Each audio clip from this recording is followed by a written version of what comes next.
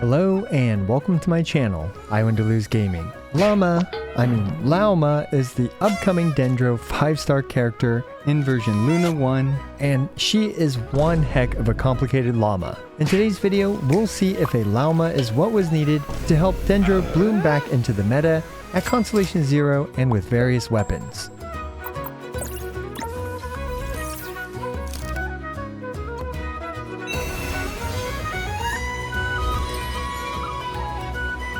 Now, as our first Nod-Krai character, there is just too much to talk about in regards to Lauma. I mean, she introduces all new bloom mechanics and also all new deer-related abilities. But no problema, because I'm here for all my dear viewers to hopefully spit out some Lauma facts. And if you're as hyped as I am for...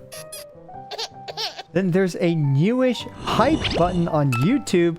Just hit that like button down below, and then there's a hype button that sometimes appears, and you can smash that to show how hyped you are for Nod-Krai as well. This video was filmed on the early access server and is not indicative of the final product. There may be some changes on release, so be sure to check the comments down below to see if there are any. And here's an exclusive 60 Primogems code for you all because you liked and subscribed. Just check the description for a link to it and or the code itself. Now, Lauma actually has a very unique charged attack, where she goes into this deer form with a somewhat elevated movement speed.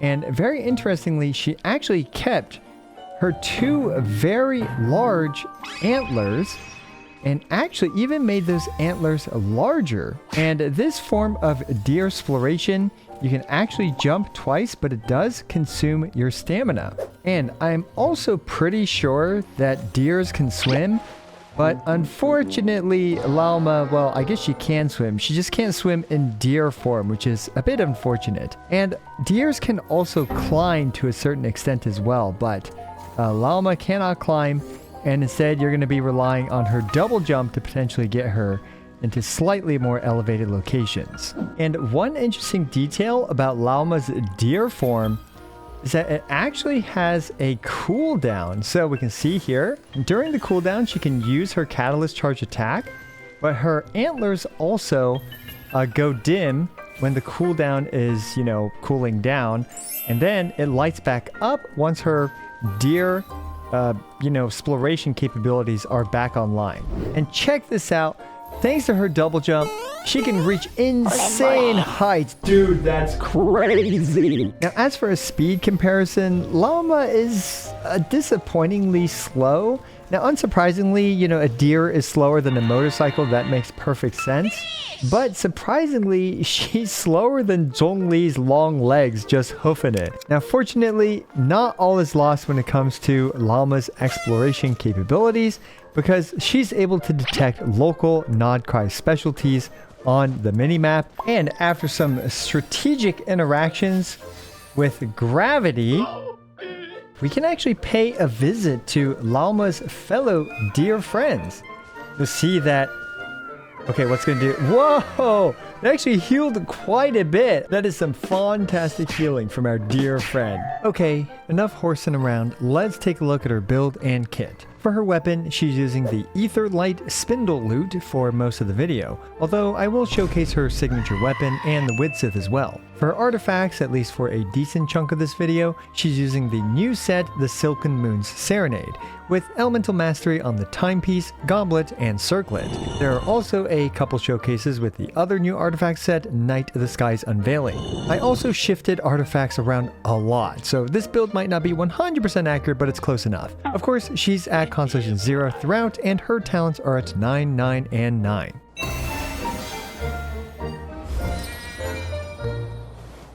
Okay, you guys have got to see her basic attacks, and we're of course going to bring this to our good old Regisfine friend. And look at that! Lunar Blooms! It looks so weird. Dendro looked weird when it first came out, and now Lunar Bloom looks even more weird now that it is out. And you can see, of course, being Catalyst, she can apply Dendro with her basic attacks. And basically, it's like Bloom, but shinier and at the cost of a 5-star character. Now, before we move on to the actually important parts of her kit, we need to learn a bit about some new Nod-Krai mechanics such as Verdant Dews and Lunar Bloom.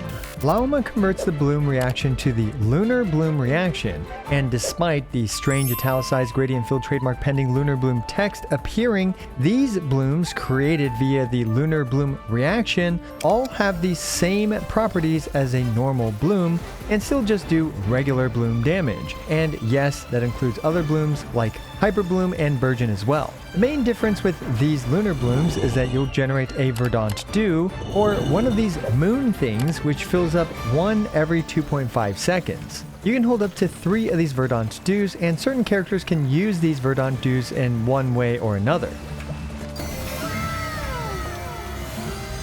But wait, that's not all. We'll very briefly have to talk about Moon Sign as well, another new Nod-Krai mechanic. And don't worry, I'm working on another video to better explain this. Basically, as of 6.0's release, there are 3 characters with a passive that provides 1 Moon Sign level. These characters, being from Nod-Krai, are Lauma, Aino, and Anefa. So with one of these characters in your party or 1 Moon Sign level, you get Nascent Gleam. And with 2 Moon Sign characters in your party, you get Ascendant Gleam, and Nascent Gleam is still active as well. Various artifacts, weapons, and characters have effects based on whether or not you have Nascent and/or Ascendant Gleam. Finally, non-Moon Sign characters also provide a buff to lunar reactions if you have Ascendant Gleam, which again I'll go over in much more detail in a full guide on this. Phew, okay, now that you know what Verdant Dews are and Moon Sign are, let's take a look at her elemental skill.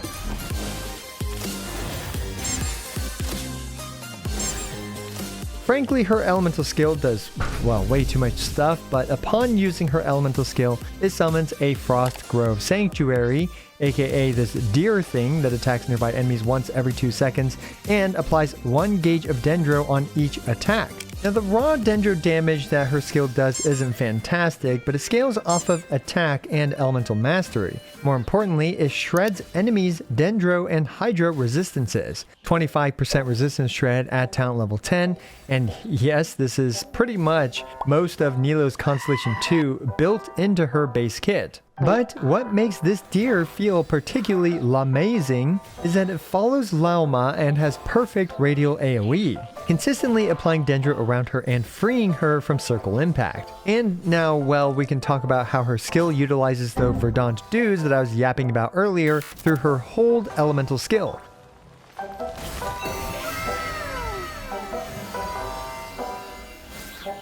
By simply holding the elemental skill button, Lauma gobbles up any whole Verdant Dews, and for each whole Verdant Dew that she gobbled up, she'll deal this amount of elemental mastery scaling Lunar Bloom damage. Yes, this is the first and only way to deal actual Lunar Bloom damage, and this thing can crit and ignores the defense multiplier, thus leading to some potentially remarkable damage number. Now, using Lauma's elemental skill will also provide the following buffs thanks to her passive, where if you have Nascent Gleam, aka if you just have Lauma on the team, Bloom, Hyperbloom, and Burgeon damage can now crit, with a 15% chance to crit and 100% crit damage. Yeah, this is basically Nahida's Constellation 2 built into Lauma's base kit. Alternatively, if you have Lauma plus another Nod-Krai character like Aino on the team, you'll now reach Ascendant Gleam, and then Lunar Bloom damage's crit rate will increase by 10% and crit damage by 20%. It is very important to note that you cannot have both of these buffs active at the same time. Now, generally speaking, as of Lauma's release, Lauma tends to prefer to be the only Nod-Krai Moon Sign character on the team to stay at Nascent Gleam to give all the blooms in her party the 15% chance to crit, since the only way to deal any Lunar Bloom damage at the moment is only through her hold elemental skill, which, while it does do decent damage, is not typically going to be the main source of damage for your team. In the future though, if we get a Lunar Bloom DPS character, then Ascendant Gleam's 40% crit value could prove to be the preferred buff. Okay, so I decided to do quite a few anecdotal tests, and scratch that what I said about Lauma preferring to be the only Nod-Krai Moonsign character in the team, because just by substituting, for example, Nahida with a Constellation Zero Ino, I found that these teams ended up having very similar results. And this is because Ascendant Gleam is just a very powerful team buff because it gives 60 elemental mastery to the entire team through the Silken Moon's Serenade going from Nascent to Ascendant Gleam. And because we have Nilou on this team for this specific Nilou Bloom test, she's using the Serenity's Call, which also increases her max HP by an additional 32% thanks to Ascendant Gleam. Not only that, but for these setups, I actually found utilizing, for example, the Night of the Skies Unveiling on Lauma herself to actually be quite effective. And that means another 15% crit rate for Lauma as well. And on top of that, we even get the Moon Sign bonus for non-Nod-Krai characters to boost Lunar-Bloom damage. So factoring in all of this, we can actually see that even for a Nilou Bloom team, by replacing Nahida here with Ino and on-fielding Lauma, we're getting some very similar performance, which honestly kind of shocked me. And I even had very similar anecdotal test results for a Hyperbloom team as well, where both of the teams basically performed very similarly to each other. And I did make one little mistake. All these tests I did with Lauma's signature weapon, but I don't think that makes like a huge difference all things considered, but it does make a bit of a difference, so do keep that in mind. But yeah, anecdotal tests are showing that Ino is actually a pretty decent substitute, even though you lose that 15% crit rate on the blooms. All the buffs, thanks to Ascendant Gleam, seem to be pulling the weight there and making up for that. So yeah, as you can see, Lauma's skill is ridiculously cracked and does way too much. But we're just getting started because Lauma's burst is also La Marvelous. And this thing provides Pale Hymn stacks, which are basically bloom-related Shenhe quills, and at talent level 9, each Pale Hymn provides 472.2% elemental mastery as flat bloom damage. In this example, we can see with Lauma having 1102 elemental mastery, the Pale Hymns made the bloom deal 4,258 more damage. In this next clip, Hyperbloom also did 4,258 more damage, despite, well, Hyperbloom at the baseline dealing much more damage. And this is how flat damage mostly works. I can say amount of damage with a couple caveats for Bloom that aren't worth getting into right now. Now, how many Pale Hymn stacks does she get? Upon casting her burst, by default it provides 18 stacks, and to keep it simple, based on how many Verdant Dews you consume through her whole skill, either before or even after her burst, each Verdant Dew consumed provides 6 more Pale Hymn stacks, for up to 18 additional Pale Hymn stacks. So to put it even more simply, basically for most rotations, you'll have 30 to 36 Pale Hymns. And let's say with around 1,200 combat elemental mastery at talent level 10, Lauma basically provides around 216,000 flat bloom damage, which is why her elemental burst is a rather important and powerful part of her kit. Her burst also provides a bit smaller of a flat damage buff to Lunar Bloom damage as well, but as of her release, only one hit from Lauma every 12 seconds can take advantage of that and deals actual Lunar Bloom damage. So as of her release right now, this part isn't too relevant, but I'm sure it will be relevant in the future. Finally, hitting 2 enemies will consume 2 Pale Hymn stacks, so these stacks are consumed much more quickly in AoE situations. Now, let's take a look at just how much Lauma buffs Bloom damage using both her elemental skill and elemental burst to buff Hyperbloom damage. Now Hyperbloom is, on average, hitting for 42,804 damage after factoring in Hyperbloom crits. This is around 62% more damage than a standard Hyperbloom. As we can see, Lauma is a massive buff to Bloom playstyles. Then if we slap on her signature weapon, the Night Weaver's Looking Glass, now each Hyperbloom is doing around 48,111 damage on average, another notable improvement, although as a percentage is not as crazy as you might have expected. This massive increase to Bloom related damage is unsurprising, as her kit provides the following. She provides off-field 1 gauge Dendro application every 2 seconds in a radius around her. She provides 25% Dendro and Hydro resistance shred. Of course, all this stuff is at Constellation 0. And she provides roughly around 216,000 or so, a bit more, a bit less, flat bloom damage for most free-to-play players. She provides 1 stack of Moon Sign, and she has a passive that increases Lunar Bloom multiplier by 14%. Then the Nascent Gleam buff provides 15% crit rate and 100% crit damage for Bloom, Hyperbloom, and Burgeon type damage, or the Ascendant Gleam buff provides 10% crit rate and 20% crit damage for Lunar-Bloom damage. Finally, because she enables Nascent and Ascendant Gleam, this will help you provide the Silken Moon's Serenade buff, which is either 60 or 120 elemental mastery, and finally she can provide relevant Catalyst weapon buffs. Alright, and we've got a couple quick passives to rattle through, which I just kind of mentioned one, but the first one is that Lauma existing on the team with a certain amount of elemental mastery basically increases Lunar-Bloom multipliers by 14%.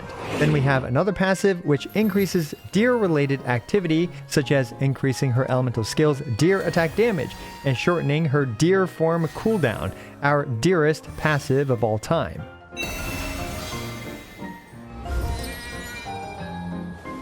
Alrighty, I've got quite a few amazing showcases, with the first one being the free-to-play Hyperbloom team, and really Lauma definitely takes Hyperbloom to the next level with, well, you know, obviously her crits and her basically effectively being a built-in Constellation 2 Nahida.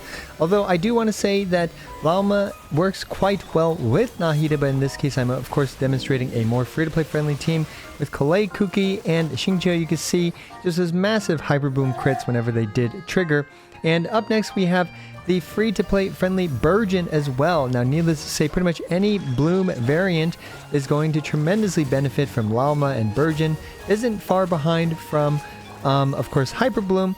And yeah, I mean, you're also going to see, you know, probably a couple 90,000 plus Burgeons, which is absolutely cracked. And, you know, I think Lauma is going to be a fantastic character for free-to-play friendly enjoyers, as well as those people who enjoy Bloom teams. And one great thing about Bloom teams is that typically artifact quality does not matter as much for Bloom teams. You just try to get some elemental mastery rolls, whatever amount of energy recharge you might need, and then you're pretty much set, as well as, you know, elemental mastery main stats. You don't have to worry about double crit and all this stuff all the time. It is much easier to build, in my opinion. So, oh yeah, I was yapping, but there was Nilou Bloom team absolutely wrecking it as well. And here we have a spread Bloom team, I guess. You know, I think I'm more... Oh, Quick Bloom, I believe it's what it's called. This time with Alhaitham as the spread DPS character. And I think it works reasonably well. What's really cool about this is that having, for example, both Aino as well as Lauma on the team, while it's not as good for the Bloom damage, you can use the Night of the Skies Unveiling on your DPS. And up next we have a Lunar-Bloom Lauma, where I focus on Lunar-Bloom damage with the Widsith. And cool little fact here, Baizu also now buffs Lunar-Bloom damage by a bit. But yeah, here we go. We pick up the Sapwood Blade generated by Xingqiu, and we did just a casual 340,000 Lunar-Bloom instance of damage. Of course, this team's overall team damage is a lot lower, but it is fun to see those Lunar-Bloom nukes with the Widsith. So yeah, not fully recommended, but it is fun. Now, up next we have a Lunar-Bloom nuke situation, and I put some better weapons on Diona as well as Nahida. Diona is using the Elegy for the end to provide some elemental mastery, and Nahida is using actually Lauma's signature catalyst, and in this case this will allow Lauma to run the Widsith in order to get that elemental mastery buff and crit damage. Look at that, 976,951 damage nuke. Yeah, funny stuff to see. And let's not forget about Bloom related damage. I decided to do a Burgeon nuke and not a Hyperbloom nuke, because if you use Hyperbloom against this specific enemy, it just doesn't work. It gets all weird. But 176,000 damage Burgeon. Oh my gosh, we're starting to see some real numbers when it comes to Bloom type damage. What a day to be alive. And up next we have the Nilou Bloom team versus the Crab boss. And this Crab boss is so, I gotta be honest, it's completely egregiously, this is Stygian Onslaught, difficulty 5 against level 105 Crab boss. And this thing basically is just super susceptible to Bloom damage, and Nilou Bloom is a fantastic archetype against this guy. As you can see, the AoE on the Blooms allow it to just blow up these you know, silly mushroom things, which then go and attack the crab, basically multiplying your Bloom damage by a massive amount because those things also, deal damage to the crab based on how much damage you dealt to the thing. And yeah, I mean, this fight is clearly just designed for Bloom, and no other really archetype or team can really, deal with it. So if you want an easy time against this crab boss, well, Lauma is going to do fantastically against it. So yeah, very strong Bloom support / sub DPS character.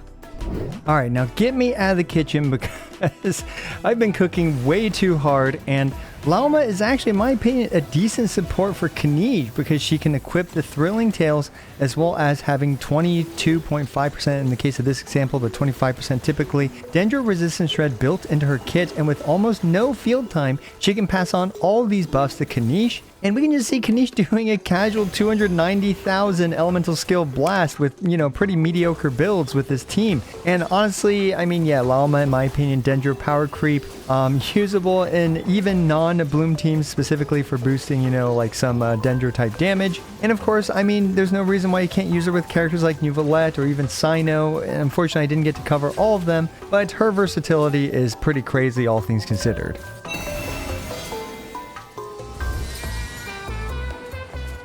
As we can see, Lauma is, frankly, in my humble opinion, Bloom power creep. Her base kit basically has slightly worse versions of Nahida's Constellation 2 and Nilou's Constellation 2, so for the price of 6 featured 5-star characters, well, you get a Lauma. Not only that, but Lauma also provides tons of flat Bloom damage, and she also deals non-negligible Lunar-Bloom damage herself. She is definitely the long-needed upgrade to Bloom for Bloom playstyles to, frankly, Bloom.